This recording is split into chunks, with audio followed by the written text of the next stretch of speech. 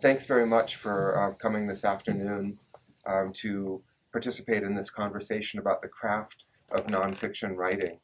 Today's event is sponsored by the MFA program in creative writing, which is part of the English department here at the University of Idaho. The occasion for our event today is Alison Hawthorne Deming's visit to Idaho as our distinguished visiting writer representing the genre of nonfiction. Alison is here for the week to offer a graduate workshop and participate in today's conversation, and then to give a public reading which will take place Wednesday evening at 7:30 in the Kenworthy Theater on Main Street. I should mention, in case you're not aware, that this is a particularly busy week for us in the U of I English department, as we not only have Alison's DDW visit going on, but the 6th annual Hemingway Festival, which is about to begin tomorrow. So we're weaving the two events together. I would be remiss if I didn't mention, and if I didn't, someone else would jump up and mention, that there are still tickets available for the special Hemingway feast, movable feast as we call it, which is a fundraiser for our Hemingway Graduate Fellowship. And this feast will take place tomorrow evening at the 1912 Center. If you hadn't heard of that by some chance and you're interested in joining us, please speak to me and I'll let you know how to sign up for that event. Also, last year's winner of the Penn Hemingway Award for Fiction, Zimbabwean author No Violet Bulawayo, will give her reading Thursday evening at the Kenworthy, and further information is available on the English department's website. So thanks to all who have made these events, all of these events possible, including Alison's visit and the Hemingway Festival. Especially, I would like to thank MFA Program Director Brett Shepard and MFA student and assistant to the Director of Creative Writing, Jennifer Hawk. Now to our purpose this afternoon. I am delighted and honored to join my friends Alison Hawthorne Deming and Mary Clerman Blue for today's discussion. And before we get started with the actual content of our discussion, I'd like to briefly introduce our panelists.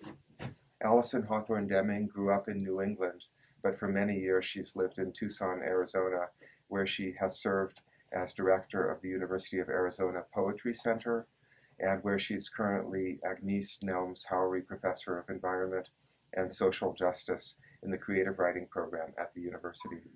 She spends her summers on Grand Manan Island, which is part of New Brunswick, Canada.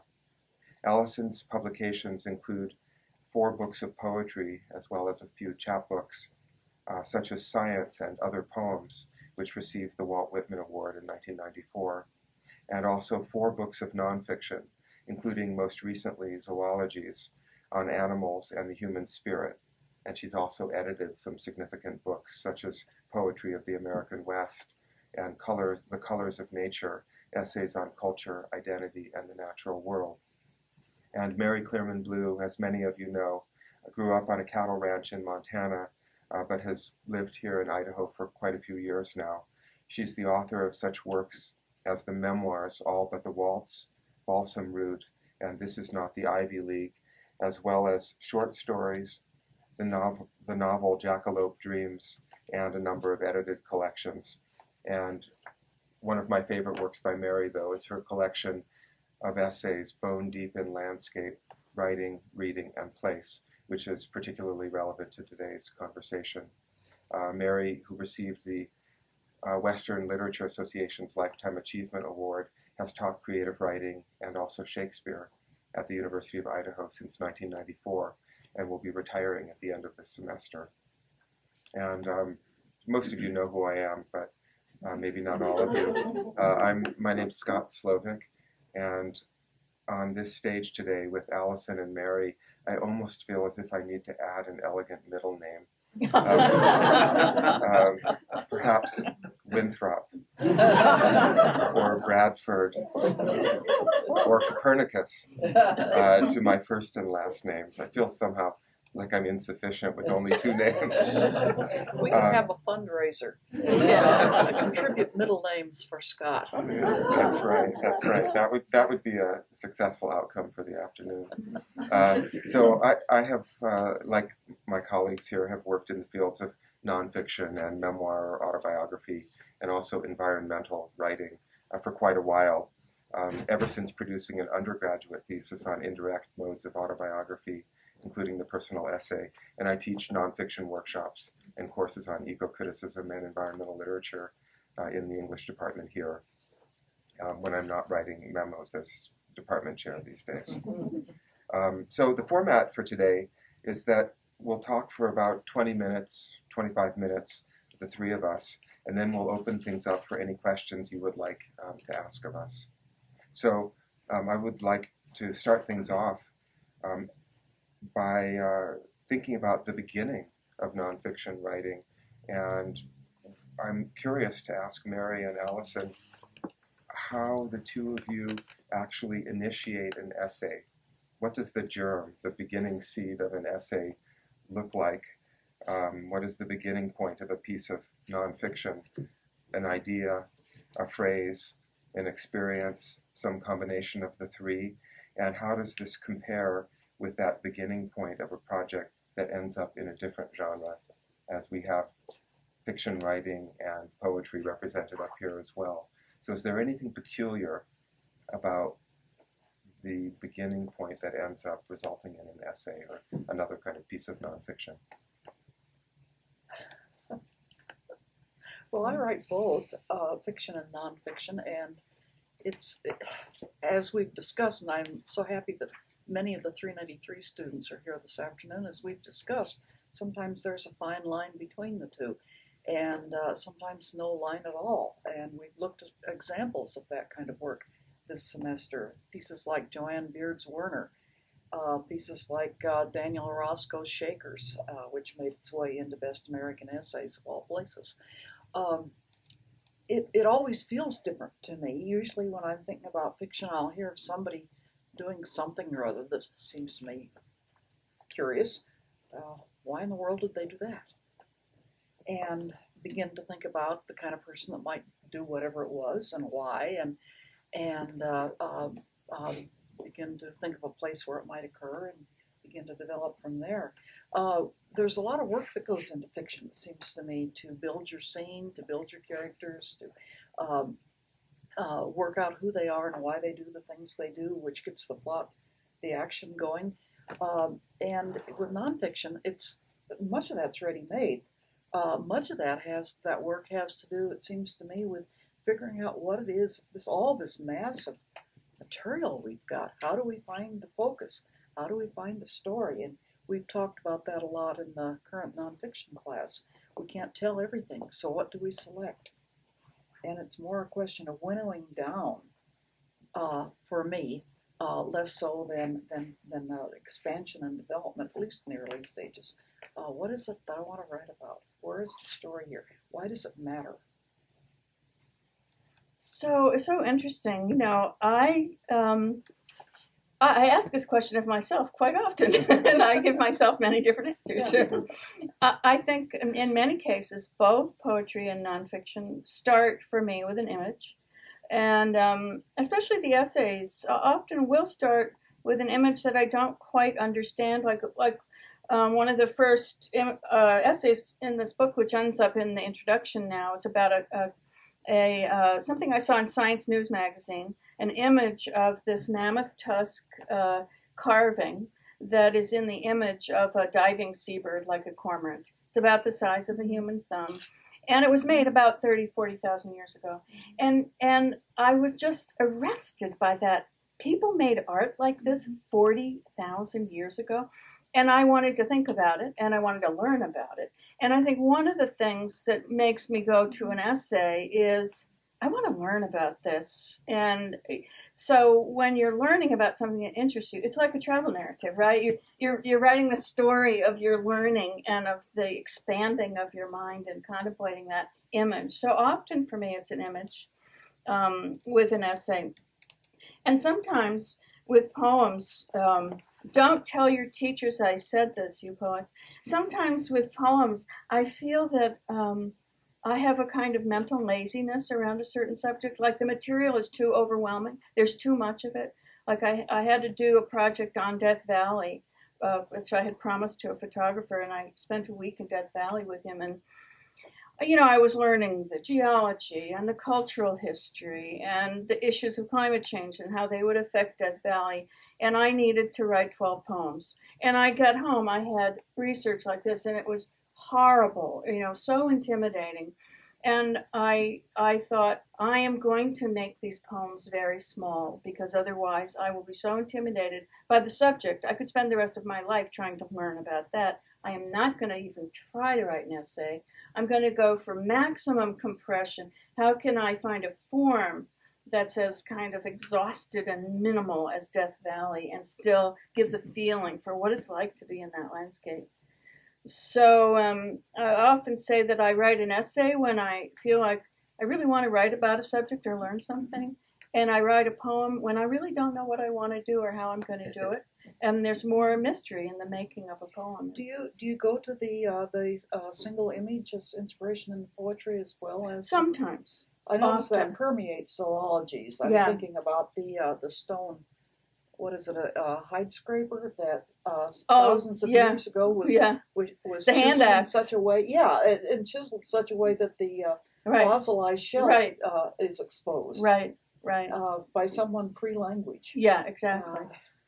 It's often an image because, as we know in every genre, the image is so profound. It gets so deeply into the imagination, and yet at the same time, it's a vestige of the real. So you get, Wallace Stevens said, reality and imagination equal and inseparable, and the image does that, right? I think. And So you've both mentioned the idea of story mm, in nonfiction, and obviously we can have narrative poetry, and we tend to think of story as being the principal ingredient in fiction. And I'm interested in not to zero in on this issue of facticity and truth, but just narrative force in nonfiction. And I wonder whether there's any difference between the responsibility of the nonfiction writer to rely upon narrative force as a primary element in an essay than there would be for a fiction writer or someone working in some other kind of genre. Because Alison, you've just been referring to the desire to learn something, and I notice in quite a few of the essays in zoologies in particular a strongly informative imperative, to gather information and to present it in an interesting way. right. But it seems like information is a major feature rather than necessarily a gripping story. So I'm interested in how the two of you feel about the responsibility of the nonfiction writer to use story Right. as a central element. Well, it is. It is not as strong an element for me as I know for you. Story must be primary, and for me, it can be an element. But I'm really interested in the essay's ability to meditate, to think out loud on the page, which we always say to a fiction writer, make the action, tell the story. But I like what you can do in an essay is kind of think out your uncertainties, right, as it develops. Yeah, I recently read Andrew Munson's essay, Hacking. Yeah. That the essayist does what the computer hacker does, and then he describes his own early career as breaking into people's accounts to see what was there and see if he could do it. Yeah. And suggests that we're hacking our own consciences, hacking into our own thoughts as well. And I can feel that, but I also do like narrative quite a lot.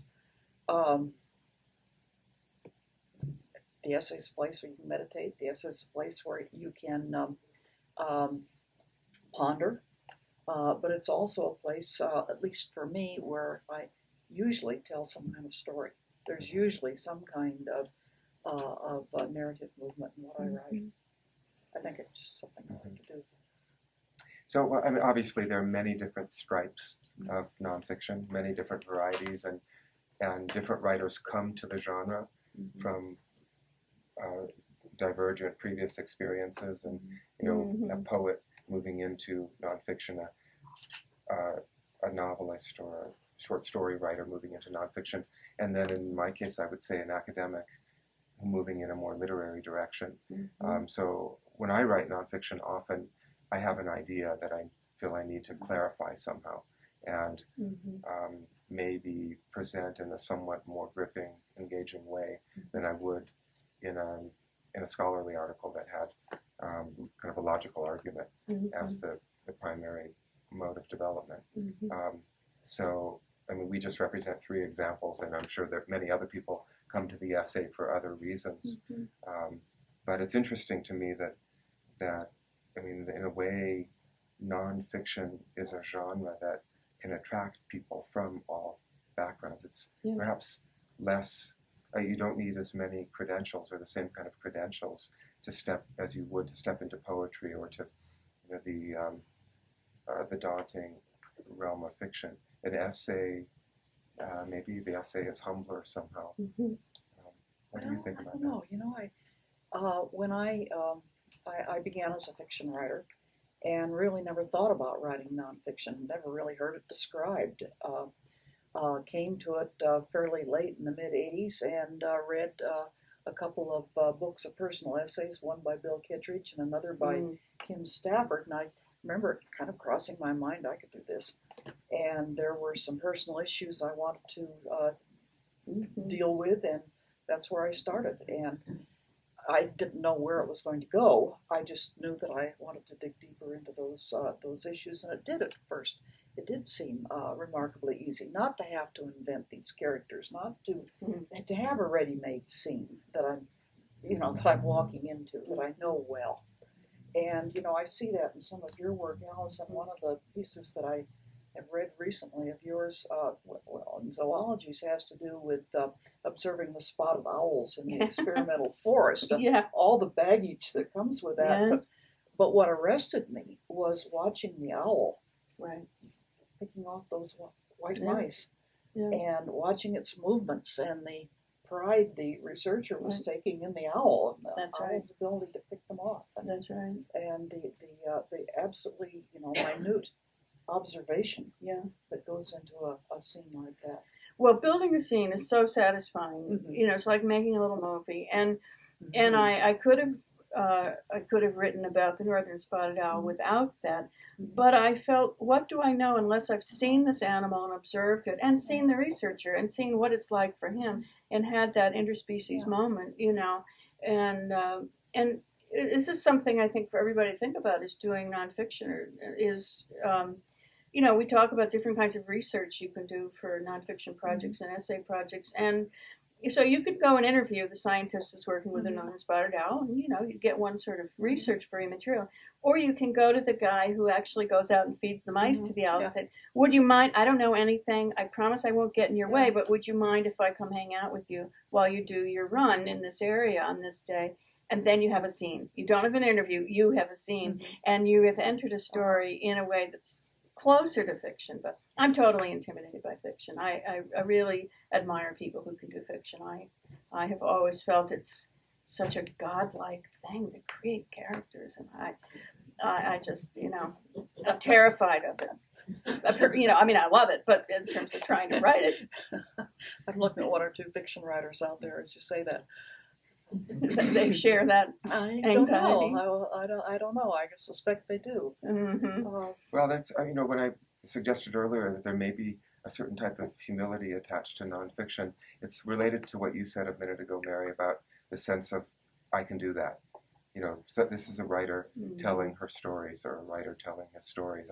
I can step in, and I have stories or experiences that I can write out of. But I've had graduate students in fiction take nonfiction workshops and experience intense anxiety. And I remember asking one of them why, and he said, well, in fiction I can control the ending. I can make my characters get married or divorced or whatever, and now in nonfiction all I've got is what happened, and there's no end really. Where do I end it? What do I do with a conclusion? And what he seemed to be feeling was the lack of control, I think, that many of us feel because we're confronted with all this stuff. I will ask students, what would you have if you wrote down everything that happens to you in a 24-hour period? Something boring. So you really have to be very selective. I would say there's also a strong element of imagination and the ability to interpret experience. That I edited years ago called the Credo series, where the goal was to ask writers who tended to focus on place and environment, the natural world in their nonfiction or in other genres, to basically write brief memoirs about their lives as writers, their credo, their purpose in doing this writing. And I remember being particularly struck when working with the Indiana writer Scott Russell Sanders, who he was kind of born to write nonfiction, even though he's written in other genres. He just had this way of instantly sitting down and selecting anecdotes from his life and then drawing meaning out of every one of these ordinary experiences. Obviously highly selective, not writing about every dreary detail of his life, but it was as if he had trained his mind, if he hadn't been born this way, just to look at ordinary experience and realize how rich it is with potential for imagination. One of the things that when I was reading the essay about the spotted owl, one thing I experienced reading it was when I realized that the white mice that the researchers taken out of that little box are alive. Oh, yeah. And that isn't quite clear, although I suppose anybody would know it. It isn't quite clear at the beginning of the scene. And then suddenly they're alive, but they've been kept in this box. Tupperware. They don't understand. Yeah, in a Tupperware box. They don't know what it's like to be exposed. They don't know what it's like to live in space. Right. And so they're dazed and wham, the owl gets Easy them. pickings. Yeah. And it was just kind of a visceral reaction on my part. That Good. Yeah, which. It ought to be, right? It ought to be, right? You ought to feel that owl just. Yeah, which is beyond, intellectual content. Exactly. Content. It's Exactly. beyond information about the owl. It's Right. the shock you want the reader to feel. Yeah, that's where we want to be, right? We want to have that emotional connection with the reader, not just here's a bag of ideas, but we want to share an experience. We want to have that sense of, with art, there's something of the inwardness of what it is to be a human being that reaches the inwardness of the reader. And no matter what the story is, what the content is, what the song is, there's that strange thing that happens where I get the feeling I really understand what's going on in your mind, which is pretty miraculous that literary arts can do that. And, some of that comes through making sure the senses are really rendered on the page so that you're not, we always say, show don't tell. What goes on in the mind of the animal. That we never know. That's right. Yeah. Although in that essay on the spotted owl, in the scene where you describe the mouse, you talk about the fact that the mice have grown up in limited space, so they can't imagine moving beyond this very limited area. Right. So in a way, you are entering the mind of the mouse. Right. At least the behavior of it. But that's right. It has been acculturated to a space that it has no capacity to get forest, tree, predator. No capacity whatsoever. Whereas a wild mouse would already, be alert and cautious and looking around and looking up or whatever it would be doing, knowing that life is dangerous and you got to keep your eyes open. But it's got to be a challenge to write about animals in the way you do, because as you say, you can never know, you can never enter into the animal's consciousness, and yet we all try. Even if we're not writers, I think we try. We love to imagine what it might be to be an animal. But there's a famous essay, and I can't remember the author. Someone probably will. Probably you do. What is it like to be a bat? Right. When you probably the philosopher. What is his name? Which is sort of someone look it up on your. Somebody look Google it up. Anyway, it's a great essay that coming from a scientific and philosophical perspective makes it really clear that we cannot possibly understand the consciousness, the mental life of other creatures, and so I often, before I wrote this book, got really cranky about the way people would invest all of this thought and emotion in animals. Yeah. It was like, man, that is your thought and emotion. That is not the animal. And I've even got cranky about movies like Babe, where there's a talking pig, you know, and everybody loved it. No, you know, why can't a pig just be a pig? Why can't we try to understand the pig as pig? Why are the wolves always villains? Why are the wolves Why always do bears villains? act like people? We only treat them that way. Right. Right. Why are the dogs always sweet and loyal? I was attacked by dogs when I was 3.5. Sometimes dogs are sweet and loyal, and sometimes they're vicious and injure children terribly. So, you know, not as often, I know. But that was really the challenge, was to say, well, if I tried to write a book that went as far as I felt I could go, and understanding the terms of existence for the animals, you know, not how great it is for us. Everything's all about us, always, of course.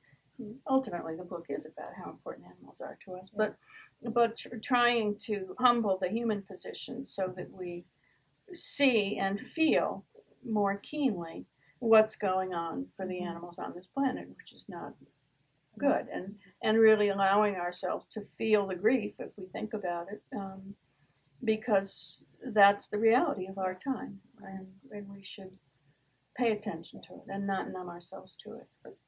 We can come back to animals perhaps, but another thought occurred to me earlier, Alison, when you were talking about the working in the Andrews, and you know, your efforts as a literary artist at the Andrews Experimental Forest in the Cascade Mountains of Oregon is part of a larger research project which seeks to add the arts and humanities to the natural sciences, where they're at this research station. They're in the midst of a 200-year long-term ecological research project to which they decided to add long-term ecological reflections. And they decided that artists and writers would have something to contribute by way of data. I mean, emotional, intellectual, aesthetic data that would somehow complement what the scientists are doing. Recently, we've had a series of visitors here at the University of Idaho who are applying for the position of provost, chief academic officer at the university, and colleagues from English and other departments have been asking each of these people, so what do you think is the role of the arts and humanities at a university like this? And often the responses have been disappointing. And have, Really? you know, so you know, what one colleague said, isn't it aggravating that people seem to think that we as humanists should be science helpers? Our goal, our main contribution is to help scientists communicate their great ideas. And so I wonder whether either of you have some thoughts about this. If not scientists per se, then experts in any field whom you might meet and interview and kind of gather ideas. Are we merely helping them as voice pieces, or are we adding some kind of depth, some perspective to what these other people are doing? Well, it seems to me that scientists are scientists and have many interesting things to say. Other people have interesting things to say, and I'm thinking about the people who went before us. For example, the inheritance of texts. Alison quotes Thoreau and Emerson, among many others. It seems to me that that's one way of listening to what other people have to say and seeing what, entering into a kind of dialogue. I feel that way about family members, older people, the ones who went before me, and what they left in the way of letters and diaries, and half-remembered conversations, what I wish I'd listened more closely to, what I have come to understand about their lives, because I've also done some traditional research in history of the Northwest, and reading other people's work in that area, and that seems to me to be something that I guess I would say rather that I draw on and try to understand, more so than trying to act as Josh White to Leadbelly, for example, as a popularizer. So I think about this question a lot, and I end up talking about it a lot and to lots of different audiences. When I started writing and being inspired by science, I kind of felt like the little kid knocking on the door of the wizard saying, you know, I'd like to learn a little bit more about what you do behind that curtain. And, once in a while somebody will let me in and talk to me. And now what's interesting is that scientists are coming to me and lots of other people and saying, could you work with us? We're trying to think about how we work across these disciplines because we realize that information doesn't move people and doesn't change behavior and doesn't necessarily affect policies, which we've seen, the debacle of our inaction on climate change is a debacle that says data's not enough. We've got the data. Data's not enough. There's something wrong with how we tell this story. And so I think that human beings have a lot of different ways of apprehending what the world is, what we are, what gives meaning and direction to our lives. Science is a really important one, but so is mythology, religion, art, archaeology, anthropology, music. When you think about all the ways the human story has been told and passed on, okay, for the last 500 years, science has been really cool, and especially cool in the last 100 years. But if you think about the long story of human life, going back 30,000 years or even earlier, you understand that art is a much deeper and older discipline that has been essential to human beings. It's been one of the things that brings us together. You think about the first hunters around a fire, making things, carving things, or chanting or singing songs or dancing around the fire.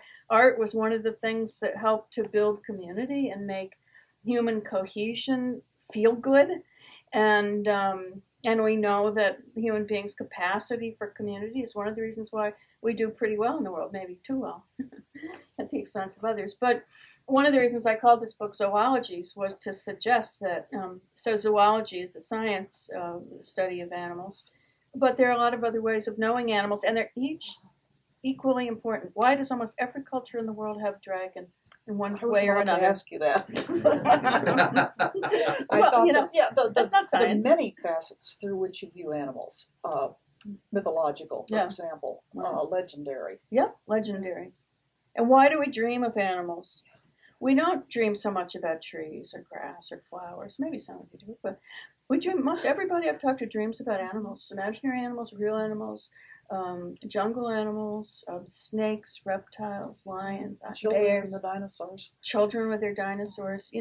There's something very, very deep in us where animals live in our consciousness, and that is another part.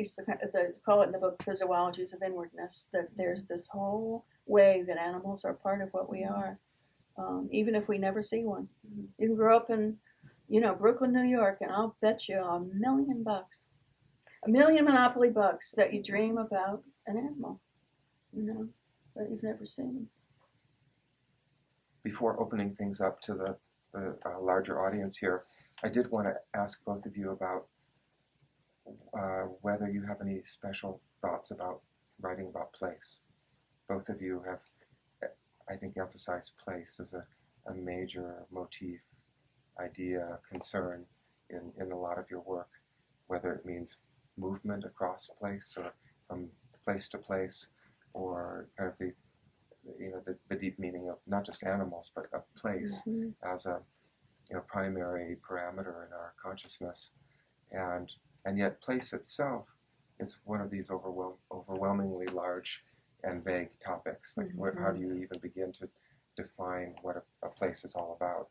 I wonder if you have some thoughts about the craft of nonfiction as a way of evoking and plumbing the meaning of place. Well, I think where I'm concerned, having come from a rural background, growing up in a very isolated cattle ranch in central Montana, at a pre-television, pre-electricity, pre-plumbing, imagining that real life took place elsewhere, and yet feeling myself imprinted with this place where all the landmarks had names that somehow evoked family story. Thieves Butte, the water coulee, the old garden, the grandma's trees, all these features of that landscape had family stories attached to them. And I feel fortunate in that way. I remember a student telling me, "Well, you're from Montana, and that's glamorous. You have lots to write about," which is the last thing I thought about when I was 10. I thought it was the most boring place in the world, like all 10-year-olds. And then the student went on to say, "I'm from New Jersey, and I have nothing to write about." Yeah, right. And Richard Ford seems to find a thing or two to say. Yeah.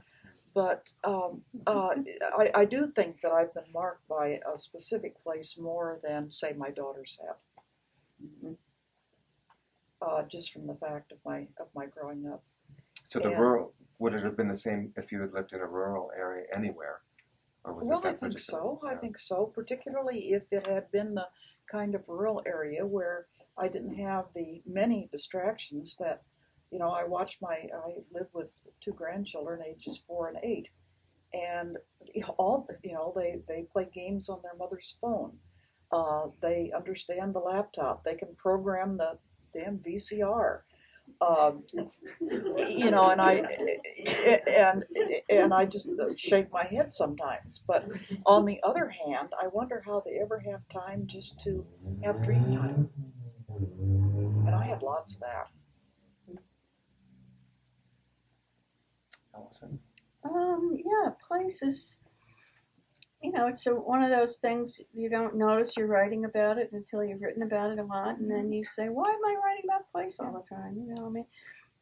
So I'm really interested in the relationship between nature and culture, how places shape people's lives, and how people's lives shape places, and if you study a place and write about it, you have to understand something about its nature, something about its culture. That interests me a lot, that I can't, pretend nature isn't affected by culture or the culture is separate from it. It sort of makes me pay attention to that interrelationship. I like that.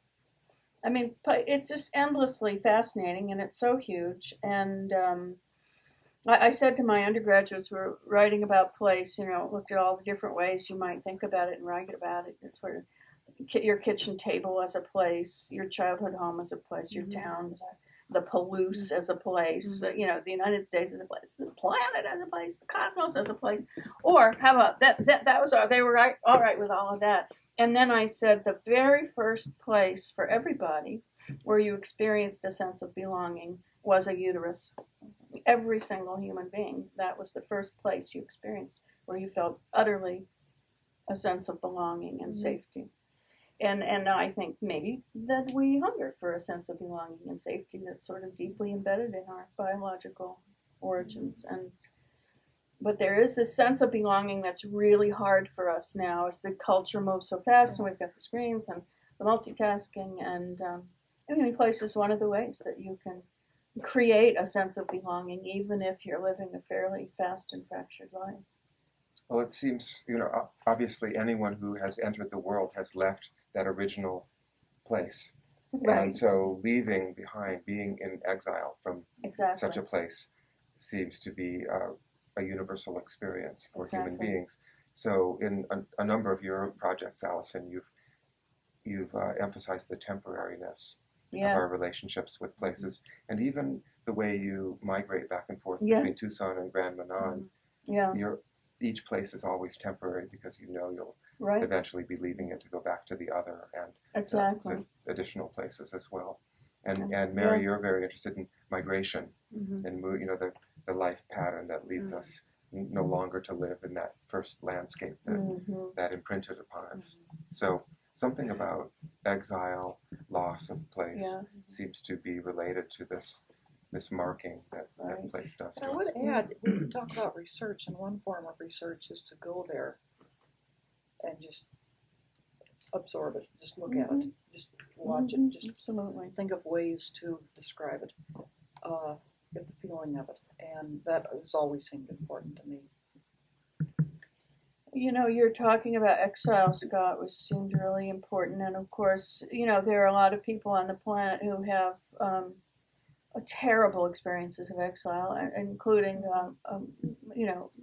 Native people on this continent, and certainly increasingly people in the Middle East who've gotten out, and then we'll have more and more climate change refugees coming from poorer parts of the world. So this experience of exile that starts as a sort of primal experience for us, I think, is a really big and important part of the human story. And what does place mean if you've been forced to leave a place that you loved and belonged in? Or even if you choose to. Or if you choose. Yeah, my oldest grandson recently married a young woman from Jordan Mm.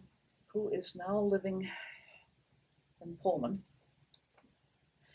and had no idea that such places existed until she came here. And I don't think I ever appreciated what homesickness was like until I watched her, and of course terribly worried about what's going on at home. And she can't go home because she doesn't have a green card, and if she goes home, she can't come back. Yeah. So this is a big theme for our time, you know, and certainly the fate of all of the Mexican immigrants in our country. Those are stories of exile and place. What is your place? Where do you belong? And it should not be a politicized argument. This, you know, is where writers have really something to contribute in helping us feel those stories. Well, thanks. I wonder if we can use our remaining time and let any of you who have some ideas to express or some questions to ask to speak out. Would anyone like to start? Courtney. This is a question for Alison. I'm curious about how you write about animals without anthropomorphizing them or essentializing them. Oh, gee, okay. Well, I hope that I do. You know, those little critics you have on your shoulder, you know, I try, if I see myself doing those things, to say I'm doing them. And to be questioning and, you know, anticipating the skeptical reader that says, oh, you know. I don't know. I mean, those are the sorts of questions that I carried with me all through writing about this book. I mean, I think you can assume that you will do those things. And therefore, you should work especially hard to stop when you can catch yourself, and you will all the time. You know, like those elephants, you know, I don't know if you've read the part about the Little Rock Zoo where I meet those couple of elephants, and I might read it's a little excerpt at the end of a long, sad essay about elephants. There's a kind of sweet moment of meeting these two elephants in the Little Rock Zoo. And I am anthropomorphizing there, I think. You know, I'm saying I feel that they know what I'm saying as they stroke their heads. Well, they probably just want to go into the barn to get water. But I couldn't stop myself from needing to feel that they felt that I had so much affection for them as I was stroking their foreheads. You know, sometimes you just can't stop yourself from saying, you know, I just have to have this moment where the animal knows me and feels me. I would say, in a sense, you could inoculate yourself against the kind of criticism that you're worried about by showing that you're aware that you are anthropomorphizing. Precisely, yes. Well said. Well said. Another question or comment? Stefan.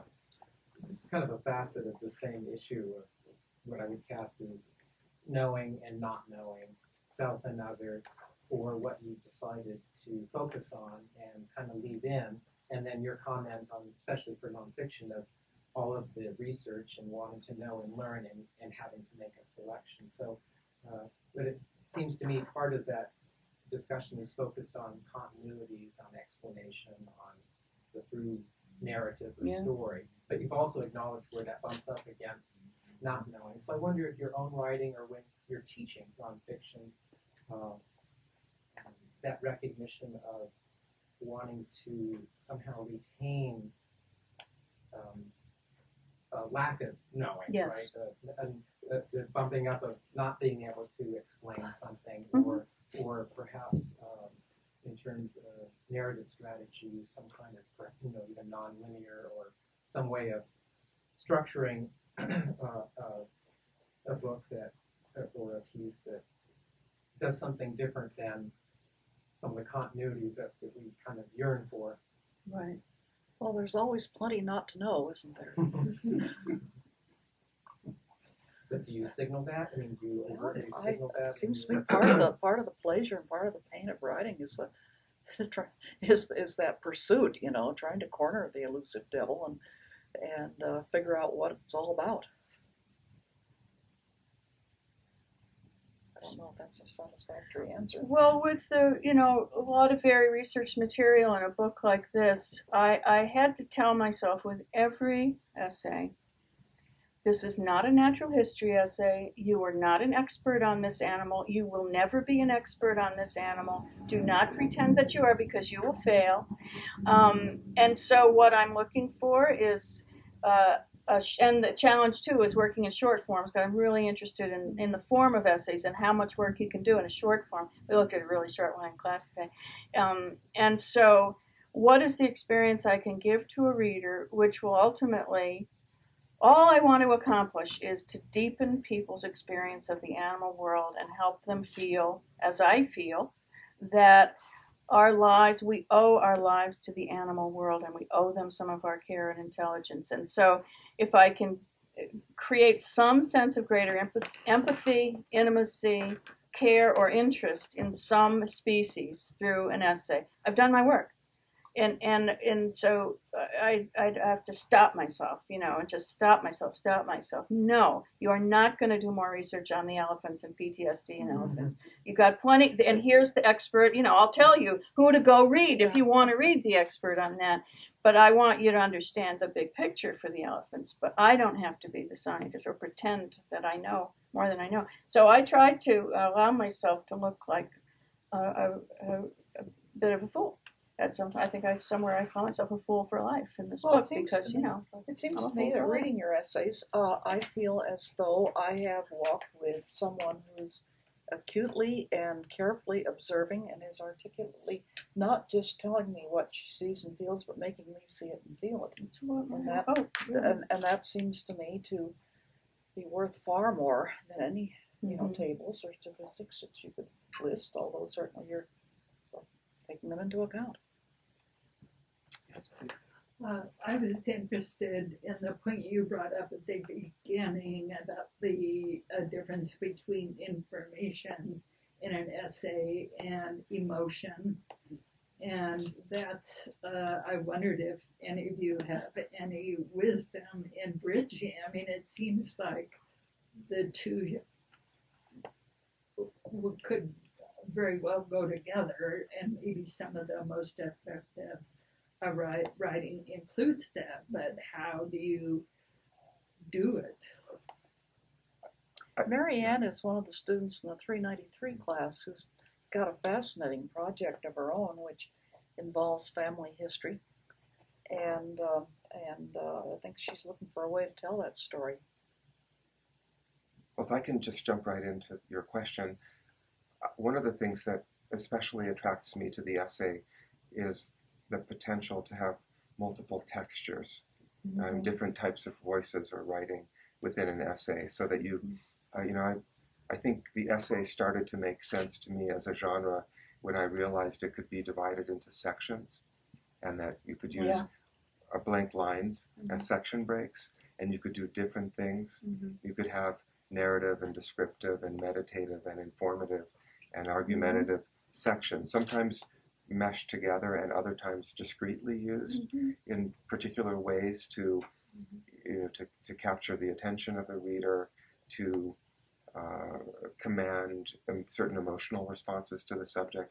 But once you begin to read a lot of these essays and to notice the way experienced essay writers are using the different voices, their own different voices, then you realize that there are wonderful types of textures being woven together into the fabric of the essay. So I am very interested in this multidimensionality, multi-textured aspect, and I don't believe it's either or, that it's tables and data and information is necessarily boring. Sometimes you need that type of language in order to set up a transition to a much more vibrant type of writing.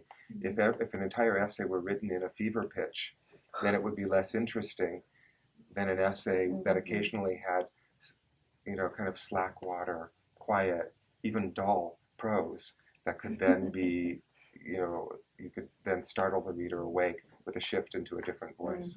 Alison has a little table in one of her essays where she looks at the populations of, say, chimpanzees in, I forget which years, 2000 and currently, and shows a remarkable decline in the populations of several species, and then shows the amazing increase in humankind over the same period. And it takes, about a third of a page. And Pretty makes short. its point. So yeah, the data is helpful. I mean, it gives authority. It lets the reader know that you're not just sounding off, but that you have consulted some good sources, and so sometimes you do need what we sometimes call authenticating detail that shows, this is where the situation is now, and of course it'll be different in 10 years. And I like that structural approach a lot to the essay. We have different modes, and you can really think about building blocks, and I think that's really helpful. And another thing that's helpful, and I don't know your project at all, so it's hard to know, but somebody told me this metaphor. I've thought about it always as a helpful metaphor. How do you bring the research material into an essay so that it, if it's feeling too invasive and the tone seems too different? Think about this metaphor, that your essay is a glass of water, your research material is a cube of sugar. Your job is to dissolve the sugar in the water. So it's like the voice of the essay. The sugar wants to be dissolved, not that it's going to be sugary. Maybe it's not the greatest analogy, but hey, whatever, run with it. So, but the idea is you want to dissolve your research into the narrative voice, so that there's sometimes you can do it with a little narrative aside or a little conversational nudge that you can get into your language, and then it doesn't feel like, and here's the Encyclopedia Britannica passage, So that's another way to handle it if it feels like it's getting too heavy-handed. I do think of a lot of what we do, or at least what I do. I'll speak for myself. I have trouble when students will ask me how I go about doing some of these things, because I kind of feel my way into it. And I think this comes from, one, writing, and second, reading. And musicians will tell you if they can't be practicing, they try to be listening. And I think that is true of writers. If you can't be writing, you ought to be reading. And it doesn't happen overnight. I would say another way of presenting information that wouldn't be somehow detract from the artistic product you're producing is to use dialogue. Yes. So dialogue can be a pretty lively element in a narrative essay or a short story, but the dialogue, often when you're walking alongside an expert, which is a fictional technique. You want to convey some information, some backstory. You have a character explaining it to somebody who doesn't know about it, and you don't carry on forever, until you've bored your reader stiff. But that's one way to, to get basic information across, if you feel you need to. Yeah.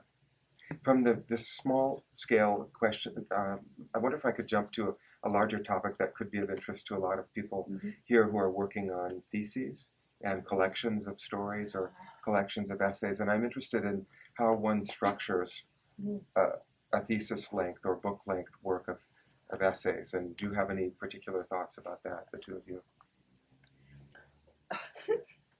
Well, if what you want is the full length, we don't have a good word for it, the nonfiction equivalent of a novel.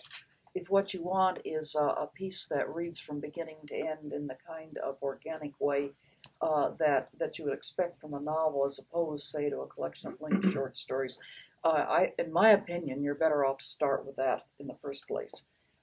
If you start with the linked essays, which I have done, you will almost always be able to find the original structure, regardless of how much the writer has tried to erase the traces and so forth. My last nonfiction book, this is not the Ivy League, is called a memoir. But if you read what now appears chapters, you can certainly see the outlines of the essays they originally were. They're related, yes, but they don't read the way a novel would read. I would suggest that if you're interested in looking into that, get a hold of Brandon Schran's first book, The Ender's Hotel, which was based on his MFA thesis. And I well remember that MFA thesis that came in various chapters about interesting things and interesting people that he knew of around his hometown. He came to talk to a class of mine. He brought in 2 or 3 shipping boxes full of papers and said, "This is my first draft." And and he did a terrific job in erasing the whole structure of the thesis, the essays, and turning it into whatever the nonfiction equivalent of the novel is, so that when you pick up The Ender's Hotel, you're reading it as though it's a single unified work. And it's a very different thing from the collection, and it's a hard one to do. I tell students all the time, your thesis is your basis for your first book. There's a lucky person or two that, I see one over there that sold her master's and her MFA thesis before she graduated. That doesn't happen very often. But many people also publish books that are intentional collections. Yes. And I'm interested in the architecture of those works as well. Well, Bone Deep and Landscape is, that you mentioned earlier, is an example of a collection of essays that are linked by attention to place and attention to texts. And I remember one of the original readers for the press saying that this shouldn't work, but it does. Meaning that somehow I found a way to make you feel as though reading from beginning to end was a satisfying experience. I think, well, one way of doing that is, if not to have a precise trajectory from each individual essay to the next, then to divide such a book into larger sections, so that you could have smaller clusters. And I think, there's the Montana section of Bone Deep and Landscape to the Idaho section. So there's the reader can understand, the larger pattern. Well, and it would seem to me that one of the ways that you find that larger pattern in zoologies is through recurring imagery. And it seems to me that one of those images is the animal in its various manifestations in the human consciousness. But I also think about the image of that fossil shell in the handaxe, and the image of the bird carved out of the mammoth tusk, and how often you'll find those. Charles Baxter, in his book on fiction, Burning Down the House, talks about rhyming imagery. Right. And I think that's it's got to be handled deftly, but I think that's a very useful concept. So it's a really interesting question, and something I struggled with a lot with this book. We were talking about form in our class today, and how, once you find a form, you've got it nailed. But until you find that, until you have a form, it can just be so unwieldy. It's hard to know what to do next. I really wanted to write the essays I wanted to write and not understand the shape of the book, because I felt I was following my intuition with this book. And so and this book took about 10 years. I wrote a couple books of poetry in the meantime, so I was busy. But I didn't really know what the shape of the book was going to be. And I had a lot of really bad ideas. Okay, it'll be a bestiary, so it'll be alphabetical, or it'll be this, or it'll be that. And I actually had a wonderful relationship with my editor at Milkweed, Patrick Thomas. And he said, well, I think you could enhance more than you have this sense of the chronological span. So you start with the cormorant, and you end with some sci-fi sort of stuff. So really you're talking about the arc of the experience of animals from the time of the great abundance and the early human relationship with animals through that, rise of our association with them, and then into this period of the great diminishment. And we talked about that as an arc that a reader could experience, roughly speaking. It doesn't tell a chronological story. So that was the arc we worked with to give it its final shape, and that seemed satisfying without being too mechanistic or too formulaic. But that is, it's the same as when you write a poem or an essay, or I suppose a short story. You've got to nail that form, and it's hard. But it's the same with shaping a book that doesn't have a through narrative line. The same type of associative and intuitive and try it out on the floor. I can't tell you how many times I laid the essays out on the floor and rearranged them, laid them out on the wall, made a grid, made a chart, to try to visualize what they were doing in relation to one another. And all of these techniques help you. Yeah, there was a time when cut and paste was literal. And there's nothing wrong with that. That's right. There's a good deal to be said for it. That's right. There's those of you who were in the techniques class last semester will remember I instanced the Albert Goldbarth Mhm. essay on paralleling John Keats and Clyde Tombaugh, who, in case you don't know, discovered Pluto, and his remarks on the relationship between form and content. The people who dug up their plebeian ancestors to bury them in a more expensive tomb form with bogus content. It's a great essay. I'd recommend it. I think we're just about at the end of our time. Alison, did you say you had a small passage you wanted to share with the group from Zoologies? Or I thought earlier you said. Oh, there did was I? Yeah, in any case. I think you did. But I you don't have to. Oh. We could just say, if you want to hear from Alison Zoologies, come to her reading Yeah. on Wednesday. Yes. So almost a teaser, but then an ultra teaser by not offering. That's right. A fake teaser. Fake teaser. So thank you very much for coming.